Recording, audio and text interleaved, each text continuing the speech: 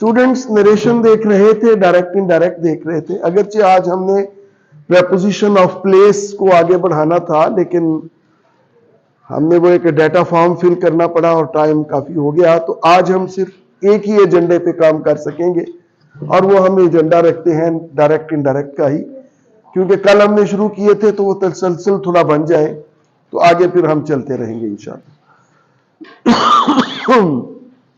तो कल हमने चेंजेस देखी थी जी, कि रिपोर्टिंग स्पीच, रिपोर्टेड स्पीच में क्या क्या तब्दीलियां आती हैं, रिपोर्टेड स्पीच में क्या क्या तब्दीलियां आती हैं, टेंसेस की, पर्सन्स की तब्दीलियां क्या होती हैं।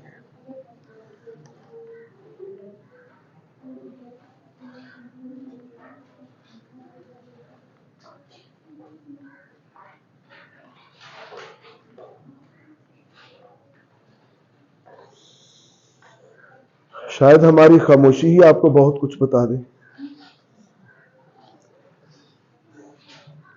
वो मिला तो सदियों के बाद भी मेरे लब पे कोई गिला ना था, उसे मेरी चुप ने रुला दिया जिसे गुफ्तगू पे कमाल था। मुझे छोड़कर कहां जाओगे, मैं ये पूछ पूछ के थक गया, वो कोई जवाब न दे सका, वो तो खुद सरापा सवाल था।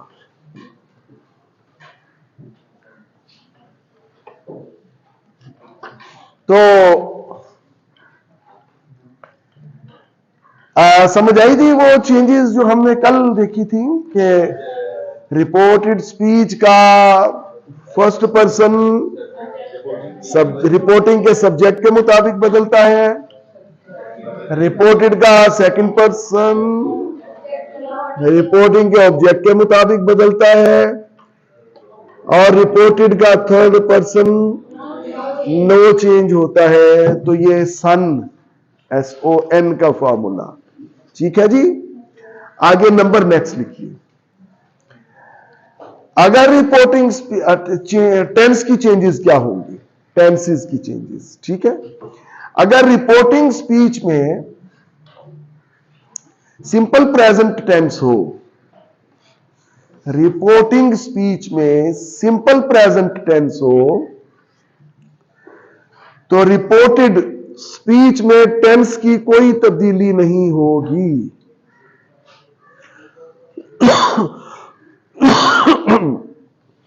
अगर रिपोर्टिंग स्पीच में सिंपल प्रेजेंट टेंस हो, सिंपल प्रेजेंट क्या होता है, प्रेजेंट इंडेफिनिट हो, तो रिपोर्टेड स्पीच में टेंस की कोई तब्दीली नहीं होगी। मिसाल के तौर पर, she says inverted commas, I was working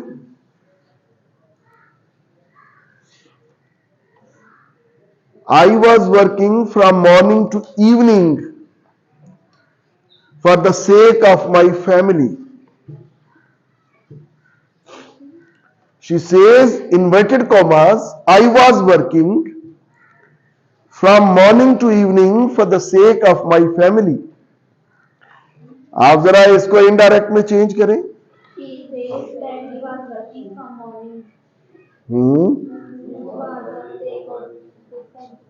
जी, मैं आपसे कहा था लिख के बताया करें, आप लिखे बगैर बोल पड़ते हैं, लिखेंगे तो फिर आएंगे आपको।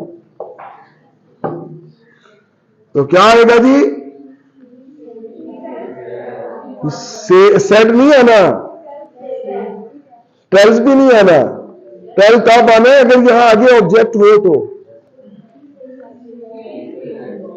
He says that she was working from morning to evening for the sake of her family.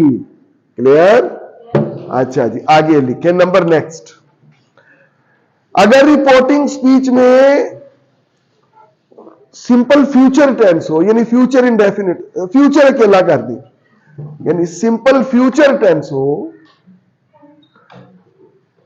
अगर रिपोर्टिंग स्पीच में फ्यूचर टेंस हो, अगर रिपोर्टिंग स्पीच में फ्यूचर टेंस हो तो रिपोर्टेड स्पीच में टेंस की कोई तब्दीली नहीं होगी।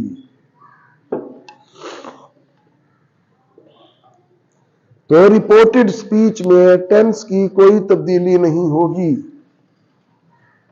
मिसाल के तौर पर I will say to you commerce I am always at your beck and call।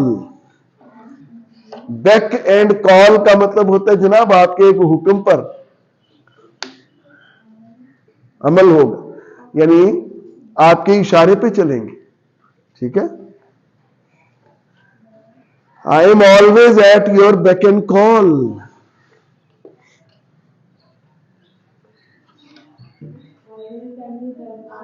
I will tell you that I am always at your beck and call। तो बात समझ में आ गई?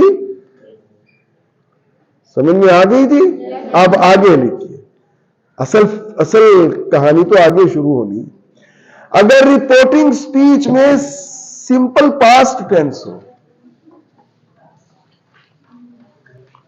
अब सिंपल भी छोड़ दें, अगर रिपोर्टिंग स्पीच में पास्ट टेंस हो, सिंपल भी छोड़ दें, अगर रिपोर्टिंग स्पीच में पास्ट टेंस हो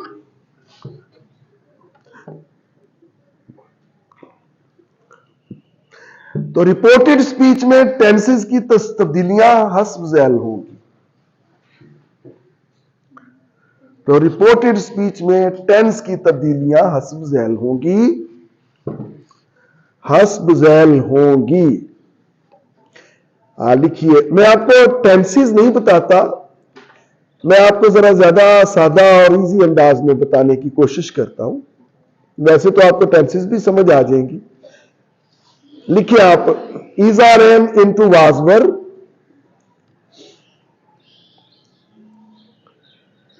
is are am into was were, यानी इज आर एम वाजवर में बदलेगा।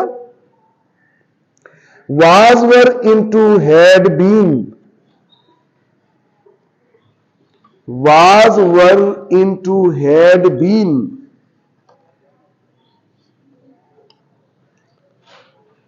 First form into second form, यानी V1 into V2, V1 into V2, V2 into had plus V3, V2 plus V2 into had plus V3, यानी अगर V2 हो second form हो तो वो हैड प्लस थर्ड फॉर्म में बदल जाएगा। है भाई क्लियर? आगे देखिए, है do does into did, do does into did, did into had plus V3, did into had plus V3,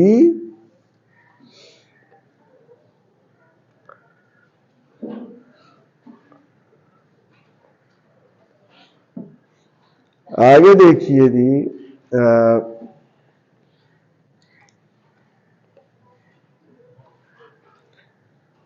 can into could, will into would, can into could, will into would, shall into should,